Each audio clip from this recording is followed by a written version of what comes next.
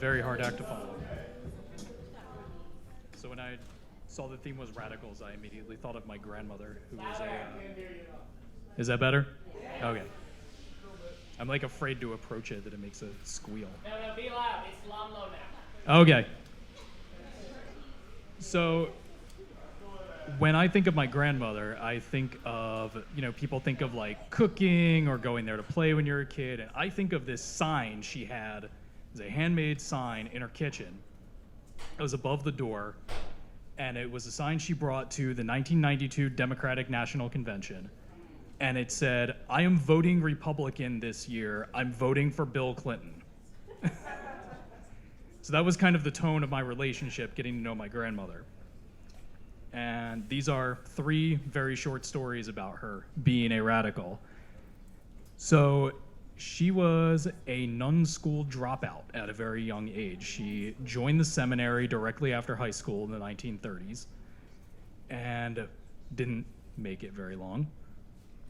And she came out at a time when, religion was much more firmly cemented in our cultural identity in America, is thinking that the Catholic Church was the source of all evil in the world. That it was just the most destructive force in the universe, and she kept this with her literally until the day she died, when my father and I visited her in the hospital, and she said, "If you do anything for me, do not let me catch you praying." Like, don't, no.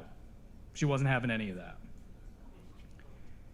When she was a young mother in the 1950s, she stayed at home, she raised the kids, she knitted, she took up art, she baked things into Jell-O molds, which was a thing back then that I'm glad we don't really do anymore. And she developed a really interesting hobby of human trafficking. And during the 1950s, one of the things that the government was trying to stop people from doing was moving mostly white, college-educated young people from the Northeast into the Deep South. And they would go into communities and they would set up labor camps. And these were either agrarian or industrial, mostly farming.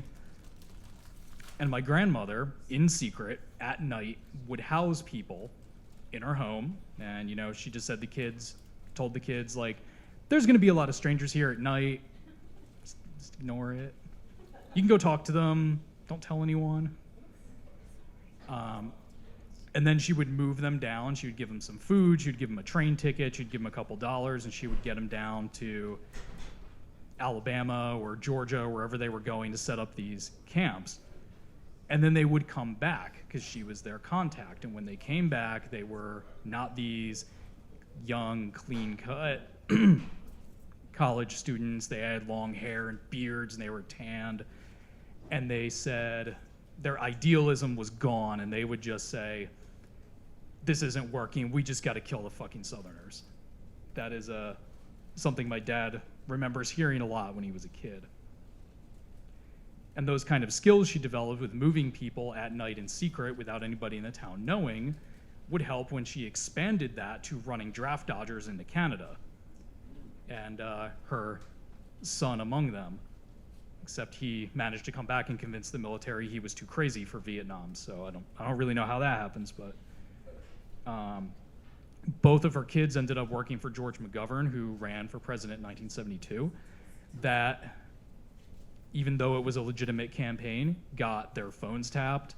It got the CIA to their door. It got the FBI to their door. They were tailed. And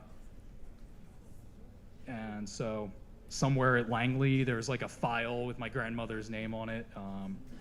And it makes you wonder how much of what is going on now, in the 1950s and 60s, you have the Red Scare, you're worried about, there's duck and cover, like jump into the sewer grate when you see the bright flash and everything. And yet the government is worried about this 40-year-old woman and her kids who are like, "Yay, let's vote." And finally, the last time I know that she was actually in trouble with the law was when she was supporting the Sandinistas in Nicaragua. They were a rebel group that came to power in 1979 to challenge the dictator.